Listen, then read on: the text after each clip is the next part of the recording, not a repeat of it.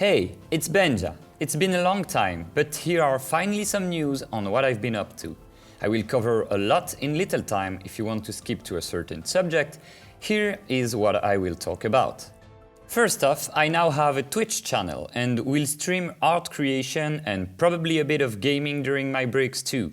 For now, I only have scheduled one session each week, but I'll probably do more if there's any show of interest. To give you an example, last week I modeled and textured these two potions live.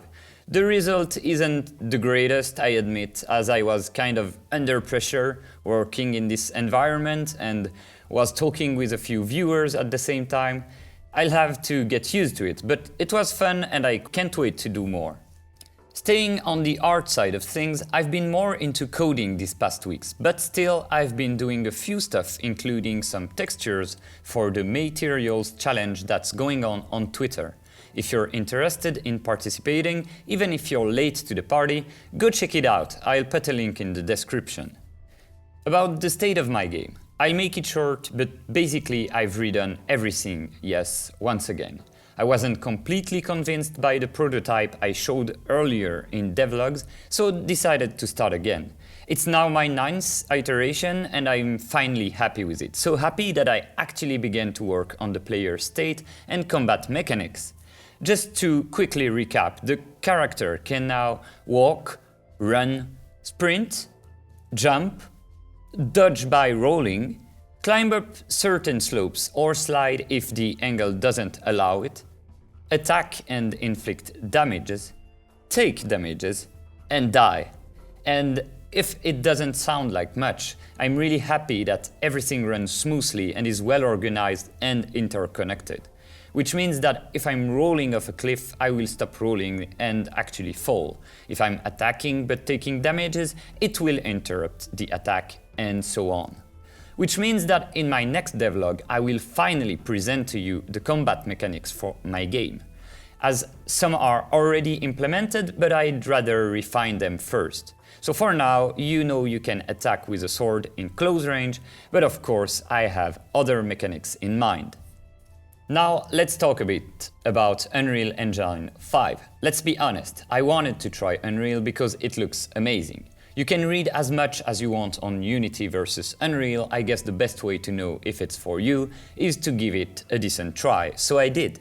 I basically spent a bit over 60 hours of coding a few projects, considering switching as my game is still in early stages of development.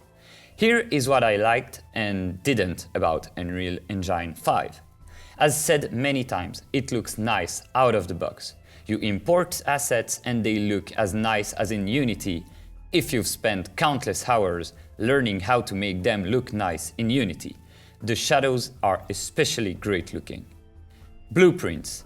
I'm still not sure about them. They're practical and work well. There's a ton of documentation on them, but if I was able to understand them, even after more than 20 hours working on them, I just couldn't really code stuff by myself.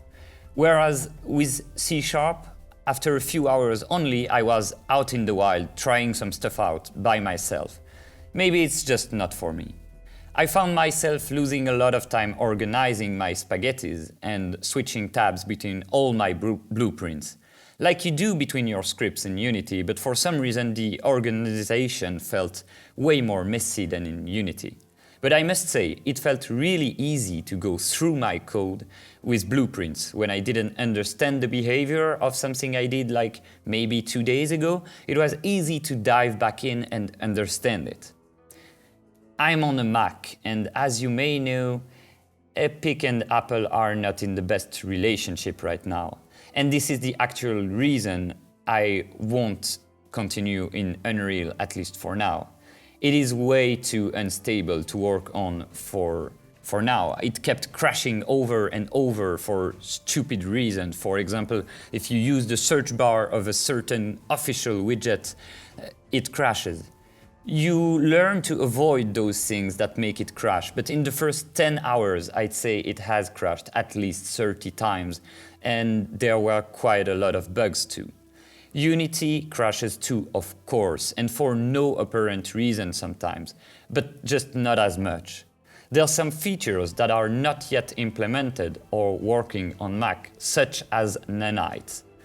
Little fact, on Unreal you can't build for Windows if you're on a Mac, and the inverse is true too. You can build for Mac OS if you're on Windows.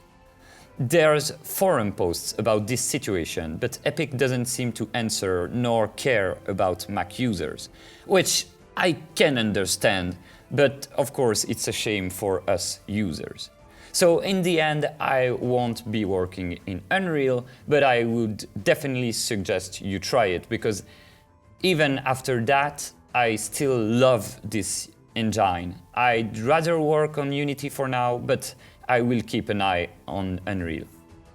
And that's it for this devlog. I hope you liked it. If you have any question, please ask them. You can of course come to my live streaming on Twitch and ask questions there, so I can answer them live. And until next time, take care.